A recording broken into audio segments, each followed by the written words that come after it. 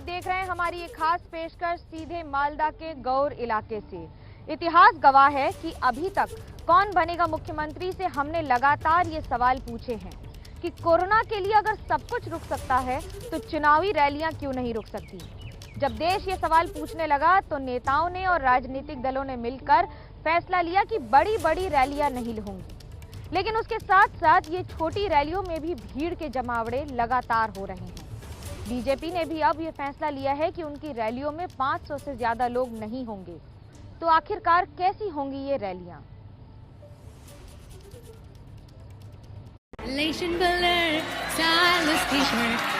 अगर कांग्रेस नेता राहुल गांधी ने कोरोना वायरस की वजह से अपनी रैलियों को रद्द करने का फैसला ना किया होता तो क्या मालूम कितने लोगों को अब तक संक्रमण फैला दिया होता। ऐसा हम इसलिए कह रहे हैं क्योंकि आज ही राहुल ने ट्वीट करके बताया कि हल्के लक्षणों के बाद उन्होंने कोरोना टेस्ट कराया था जो पॉजिटिव आया है। जो लोग संपर्क में आए हैं वो कोविड प्रोटोकॉल का पालन करें। अजी कोविड प्रोटोकॉल तो ये कहता है कि मास्क लगाकर रखें और 2 गज की दूरी का पालन करें, लेकिन पश्चिम बंगाल की किसी भी चुनावी रैली में क्या आपको जनता के बीच 2 गज की दूरी दिखाई दी है? क्या किसी भी पार्टी की जनसभा से लेकर बड़ी रैलियों तक में कोविड नियमों का पालन हुआ है? इसका जवाब है ना। लेकिन अफसोस कि कोरोना वायरस से मचे हाहाकार के बावजूद चुनावी कार्यक्रम के तेवर सिर्फ ढीले पड़े हैं, लेकिन पूरी तरह बंद नहीं हुए हैं।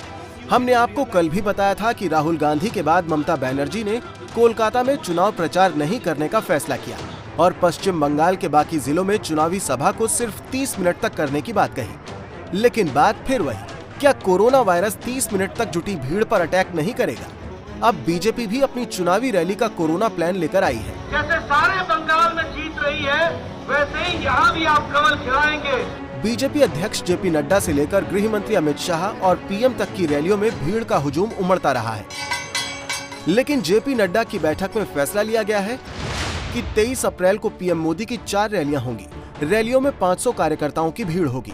आसपास की विधानसभाओं में 150 से 200 जगह एलईडी लगाई जाएगी। ध्यान रखा जाएगा कि 500 से ज्यादा लोग इकट्ठा ना हो सके। कोविड प्रोटोकॉल का सख्ती से पालन होगा। गृह मंत्री अमित शाह की 6 सभाएं आयोजित की जाएंगी। 22 और 24 अप्रैल को 3-3 सभाओं का आयोजन होगा। 24 अप्रैल के बाद गृह मंत्री की कोई भी सभा नहीं होगी। नियम तो पहले भी बने थे, कोविड प्रोटोकॉल का पालन पहले भी होना था। पश्चिम बंगाल में पिछले 24 घंटे में 8,426 कोरोना के नए मामले आए हैं, जबकि 38 मौतें दर्ज की गई हैं। इंतजार इस बात का है कि 500 की भीड़ के साथ जो रैली होगी, क्या उसमें कोविड प्रोटोकॉल का पालन किया जाएगा? और अभी आपको भारत की सबसे बड़ी खबर बता दें कि महाराष्ट्र अब अग्रसर हो रहा है पूर्ण लॉकडाउन की तरफ। मंत्री असलम शेख ने इस बात की पुष्टि की है कि हो सकता है कि आने वाले कुछ घंटों में राज्य सरकार, महाराष्ट्र की सरकार इसकी सारी गाइडलाइंस बनाए और इसके साथ साथ पूर्ण लॉकडाउन की या फिर का अनाउंसमेंट भी कर दे। ये अभी खबर आ रही है और इसके साथ साथ अगले कुछ रौनक हमारे साथ फोन लाइन पर जुड़ते हैं रौनक के साथ। रौनक, क्या खबर है, जल्दी से बताएं हमारे दर्शकों को। ये देखिए मनोज्ञा, कुछ देर पहले ही कैबिनेट की बैठक महाराष्ट्र कैबिनेट की संपन्न हुई और इसमें मुख्य तौर पर लगातार इस बात की मांग जो है वो कैबिनेट मंत्रियों की ओर से की जा रही थी, क्योंकि जिस तरह के हालात महाराष्ट्र में बने हुए, रोज 60,000 के करीब पेशेंट जो है वो सामने निकल कर आ रहे हैं। ऐसे में अभी जिस तरह की पाबंदियां महाराष्ट्र में लगाई गई है उसे सख्त करने की जरूरत है और संपूर्ण लॉकडाउन अगले 15 दिनों के लिए महाराष्ट्र में किया जाए। इस तरह की विनती जो है मंत्रियों ने मुख्यमंत्री की तरफ की थी और आज इस पर लगभग फैसला हो चुका है और अगले कुछ घंटों में इस संदर्भ में गाइडलाइंस भी मुख्यमंत्री कार्यालय की तरफ से रिलीज कर दी जाएगी। हमें जो सूत्र बता रहे मनोज्ञा, उसके हिसाब से कल रात 8 बजे से संपूर्ण लॉकडाउन जो है महाराष्ट्र में लगने जा रहा है। इस तरह की तस्वीर जो है वो सामने निकल कर आ रही है। जी रौनक। और अब वापस बंगाल और चुनावी पूरे माहौल और उसके साथ साथ आनंद विहार के उन लोगों के कष्ट की तरफ चलते हैं। पिछले कुछ दिनों में जिस तरह से तस्वीरें आ रही हैं, चुनावी रैलियों के लिए हर दल बड़ी बड़ी तैयारी कर लेता है, लेकिन मानो हर सरकार उन प्रवासी मजदूरों को अपने हाल पर छोड़ देते हैं। रोजी रोटी के लिए दर्द, कष्ट और दुविधा से भरी वो सारी तस्वीरें जिसमें आपको चेहरों पर डर दिख रहा है कि आखिरकार नौकरी चली गई तो क्या होगा और आने वाले दिनों में अगर कोरोना हो गया तो क्या होगा। डर और भयानक वो तस्वीरें आनंद विहार की, जिसने पूरे देश को एक बार फिर झकझोर दिया है। यकीन मानिए, पलायन की ये तस्वीरें आपको भी झकझोर देंगी।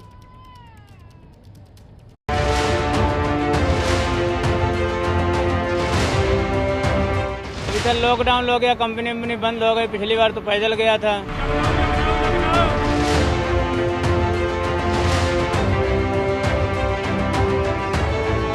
मैं गांव जा रहा हूँ, कोई साधन नहीं, भी साइकिल से चला जाऊंगा। जी साहब, दिल्ली लॉकडाउन लग गया, वहाँ मेहनत मजदूरी करते थे, अब मेहनत मजदूरी कर नहीं रहे। अब यहाँ से जा रहे पैदल, सवारी मिली नहीं।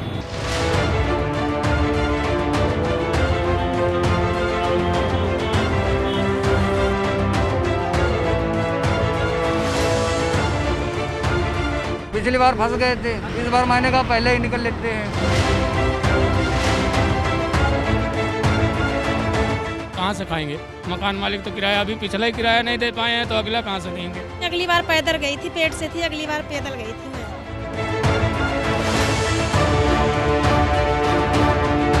10 दिन पहले राशन भी नहीं मिल रहा था, खाएंगे क्या? तब उससे हम लोग निकल गए वहाँ से।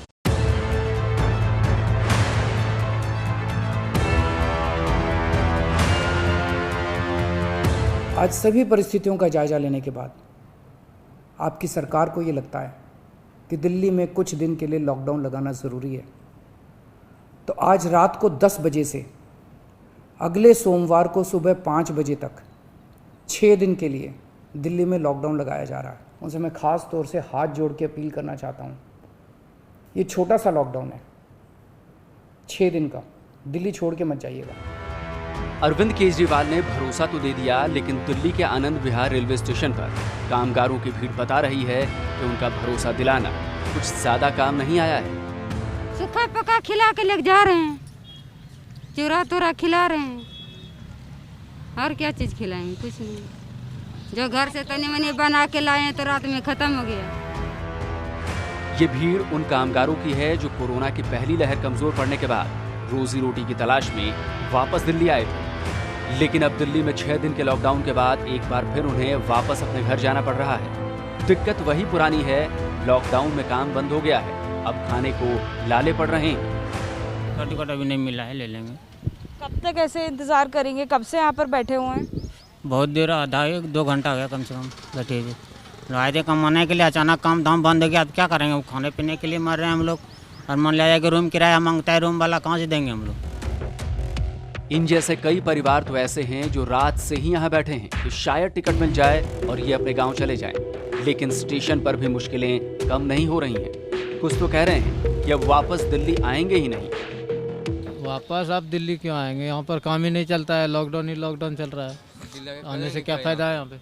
यहाँ पे लॉकडाउन लग गया, 10 दिन पहले आए थे, यहाँ पे लॉकडाउन लग गया, तो अब क्या करेंगे? गाँव तो जाना ही पड़ेगा ना, बेलदारी करते हैं।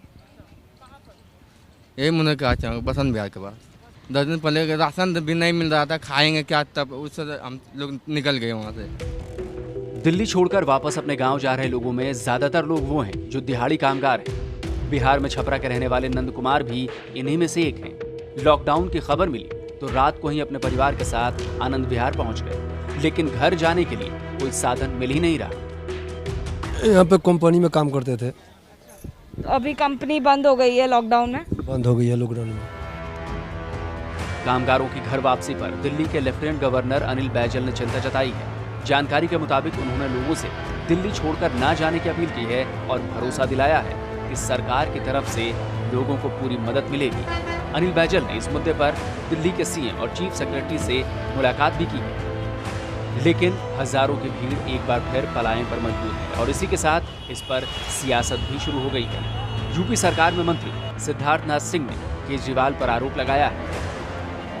दिल्ली सरकार ने फिर वही उत्तर प्रदेश के और बिहार के लोगों के साथ करा कि बसें लाकर बॉर्डर पे छोड़ दी लोगों को, उनकी व्यवस्था नहीं करी। लेकिन उत्तर प्रदेश के मुख्यमंत्री ने कल रात में उत्तर प्रदेश की बसें लगाकर, सरकारी और प्राइवेट लगाकर 70 से 1 लाख लोगों को वहां से निकालने का कार्य शुरू कर दिया है और उनको अपने गांव तक की पहुंचाने का कार्य कराया जा रहा है। जाहिर है पलायन के मुद्दे पर दिल्ली और यूपी एक बार फिर आमने सामने है। सियासत का रंग भी यही है, लेकिन परेशान एक बार फिर वही कामगार है जो बेचारा 2 जून की रोटी की तलाश में अपना घर बार छोड़कर दूसरे प्रदेश में जाता है।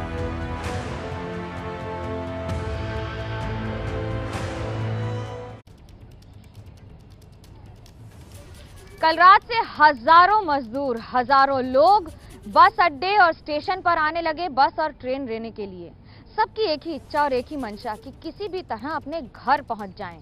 कुछ लोगों ने तो पैदल चलना शुरू कर दिया अपने घर पहुंचने के लिए। बीती रात से हालात कितने बेकाबू हैं, हमारी इस रिपोर्ट में देखिए।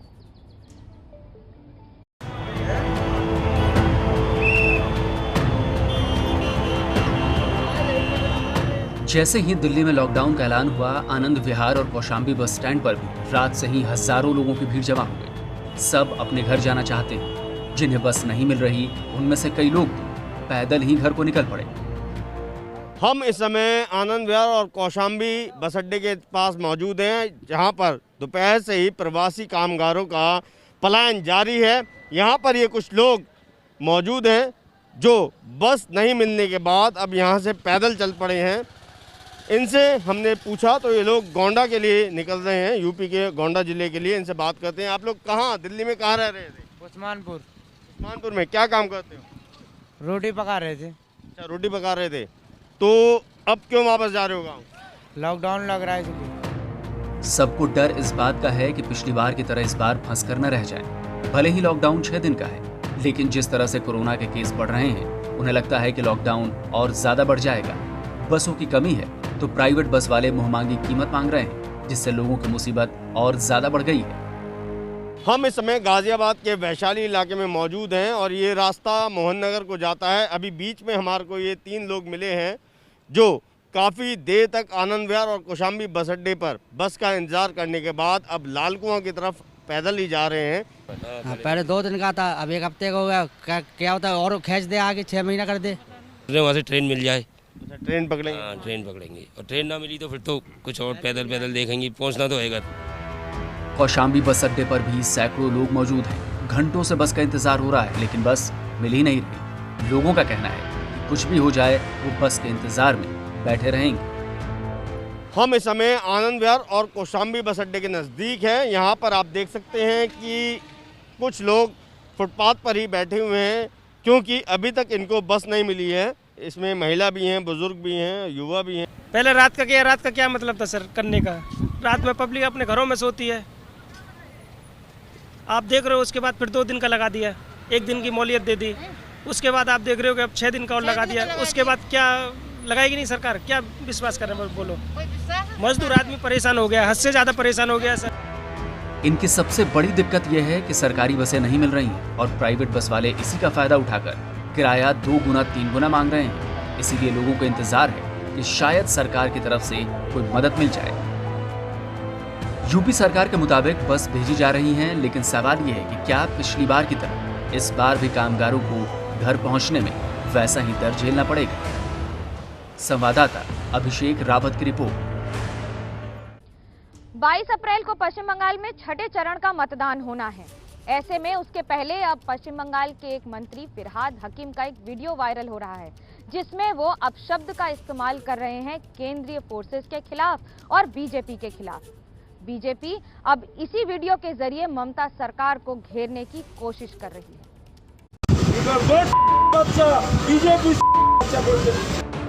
गाड़ी पर सवार, सफेद मास्क लगाए और सफेद कपड़ों में चिल्लाते ये ममता बनर्जी के करीबी और टीएमसी के बड़े नेता फिरहाद हाकिम हैं। जब बीजेपी आएगा को पहले मारो, आदमी कहाँ जाएगा? मारो, मारो, क्यों नहीं करना देगा? वहाँ से उठा दिया गया, आदमी क्या मरेगा? अपनी पार्टी के प्रचार के दौरान फिरहाद इस तरह बीजेपी समर्थकों को मारने की धमकी देते दिखे। हम इन लोगों को लेके काम करने के लिए हम सब कर दिया था, जानता ही रेल सीआईएसएफ भैया, रेल पुलिस भैया, हमारा मिस्त्री को भगाया। हमको ये इलेक्शन हो जाने थे, सीआईएसएफ के अगेंस्ट हम लोग ऐसी सीआईडी करेंगे, सेंट्रल फोर्स आएगा। जैसे ही फिरहाद का वीडियो वायरल हुआ, बीजेपी को ममता बनर्जी पर निशाना साधने का मौका मिल गया। টিএমসির এখন গরু হারিয়ে গেছে, চাষির গরু হারিয়ে গেলে যা হয় না, তালমাল থাকে না। মুখ্যমন্ত্রী কি বলছেন, তার মন্ত্রীর নেতারা কি বলছেন ঠিক নাই। ভোট যত এগোচ্ছে তত হাতের বাইরে চলে যাচ্ছে, সব হতাশ হয়ে গিয়ে সব কথাবার্তা বলছেন। আর আমি তো দেখলাম যে আরও সমস্ত ওখানকার সংখ্যালঘুদেরকে উনি গরম করছেন, মারো কাটো বিজেপিকে মারো, কিন্তু কেউ রাস্তায় নেই, 4টি লোক ওনার সঙ্গে নেই। এইভাবেই যে ভয়ের সন্ত্রাসের রাজনীতির দিন চলেছে, মানুষ তার বিরুদ্ধে এবার ভোট দিচ্ছে। এই যে পরিবর্তনের ভোট, এটা একবার জঙ্গলমহল থেকে উত্তরবঙ্গ অবধি সব জায়গায় একই সিন, যেন আর তাদের নেতারাও নামছে না, আর এই ভয়ের রাজনীতিও চলছে। दिलीप घोष भले ही फिरहाद हाकिम को घेर रहे हों, लेकिन वो इस चुनाव में खुद भी विवादित बयान देकर चुनाव आयोग से फटकार खा चुके हैं। वैसे पश्चिम बंगाल में 5 दौर का चुनाव पूरा हो चुका है। 22 अप्रैल को छठा चरण है। 2 मई को एबीपी न्यूज पर सबसे तेज नतीजे देखिएगा। पश्चिम बंगाल में परसों छठे चरण का मतदान होगा और इस मतदान में मतुआ समुदाय की बहुत बड़ी भूमिका रहने वाली है। दरअसल इस समुदाय का वर्चस्व ऐसी कई सीटों पर है जो इस बार पश्चिम बंगाल की सत्ता पर कौन बैठेगा इसके भाग्य का फैसला कर देगी। उसके साथ साथ अब मतुआ समुदाय किसका भाग्योदय करेगा ये भी देखना दिलचस्प होगा।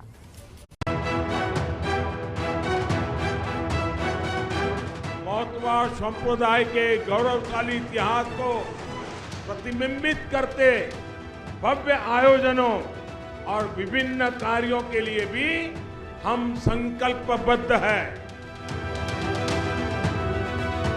ये सबसे बड़ी समस्या मतुआ समाज की, नामशूद्र समाज की, सारे शरणार्थी भाइयों की थी कि उनको सम्मान नहीं मिलता था। नरेंद्र मोदी सरकार ने वादा पूरा किया। जो लोग बंगाल में रहते हैं, बंगाल आपको प्यार देते हैं, आप भी बंगाल में काम करते हैं, ये मत सोचिए कि बीजेपी बंगाल का पार्टी है। बंगाल का पार्टी हमारा तृणमूल कांग्रेस ही है। पश्चिम बंगाल के विधानसभा चुनाव में पहली वोट डलने से पहले ही मतुआ समुदाय के वोटरों को साधने के लिए पीएम मोदी से लेकर ममता बनर्जी तक ने दांव खेले।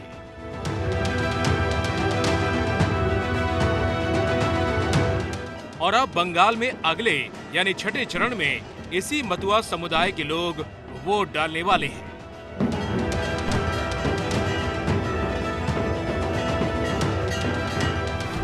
उत्तर 24 परगना में 22 अप्रैल को मतदान होगा। 24 परगना की कई सीटों पर मतुआ वोटर ज्यादा है। मतुआ पश्चिम बंगाल के एससी समुदाय में आते हैं। पूरे बंगाल में 1.5 करोड़ से ज्यादा मतुआ वोटर्स हैं। करीब 30 सीटों पर मतुआ तय करते हैं कि कौन जीतेगा। और इसी का सबूत है ये तस्वीरें। देखिए ठाकुर नगर में रैलियों की ये तस्वीरें हैं। यहाँ बीजेपी के अमित शाह से लेकर टीएमसी के बड़े नेताओं ने रैलियां की। बांग्लादेश के बॉर्डर के पास सटा ठाकुर नगर उत्तर 24 परगना जिले का छोटा सा शहर है और यहाँ मतुआ समुदाय भारी संख्या में मौजूद है। अब जानिए 24 परगना की वो सीटें जहाँ चुनाव होने हैं और मतुआ समुदाय का वोट यहाँ कितना अहम है।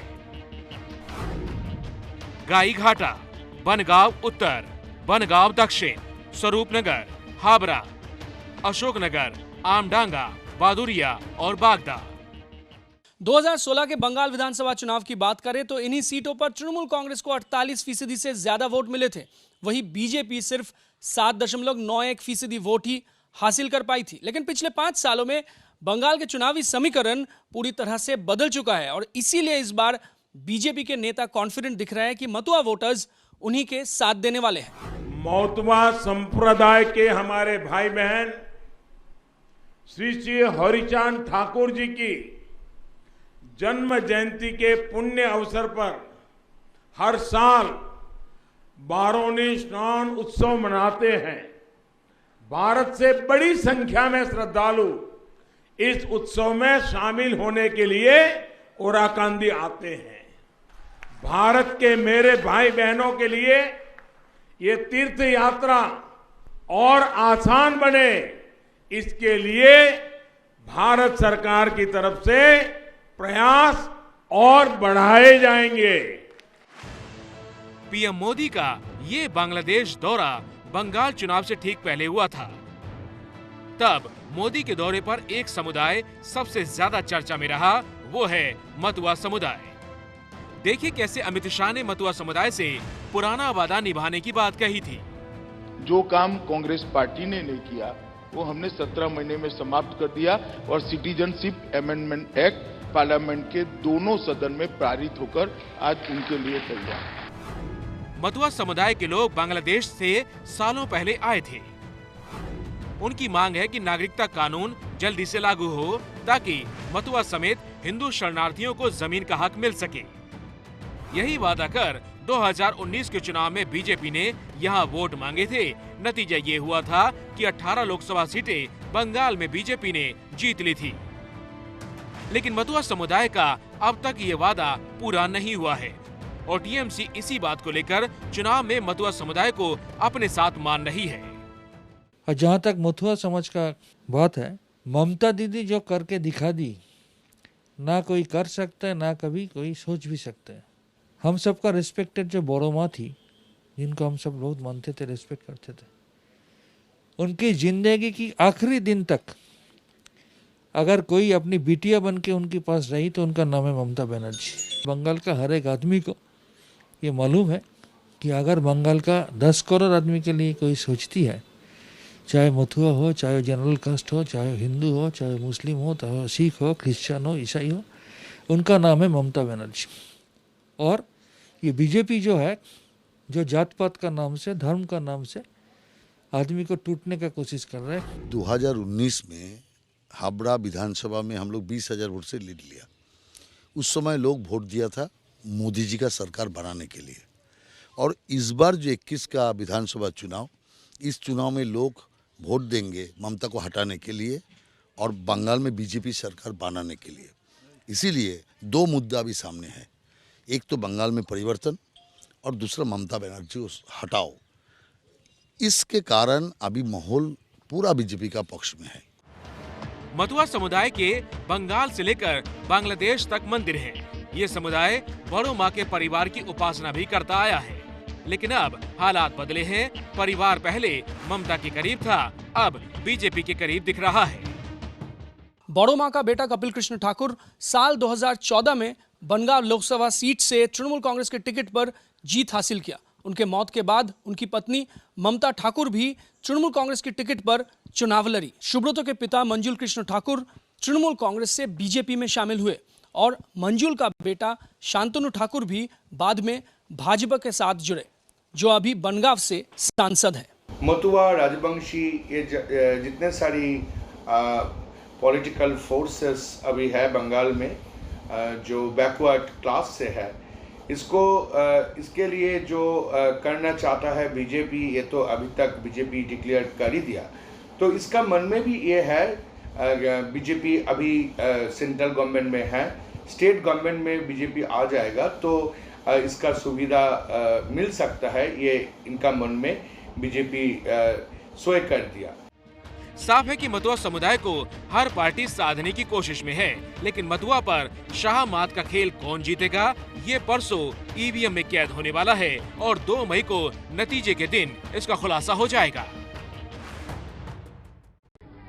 भारत की ऐतिहासिक धरोहर और मालदा की पहचान गौर से आज के लिए फिलहाल इतना ही। मेरे कैमरा पर्सन सुजीत सामल और सूरज पांडे को दीजिए इजाजत। कल फिर मिलेंगे कौन बनेगा मुख्यमंत्री में और आपको बताएंगे क्या है कोविड का हाल और क्या है चुनावी सवाल। देखते रहिए एबीपी न्यूज, आपको रखे आगे। एबीपी न्यूज आपको रखे आगे।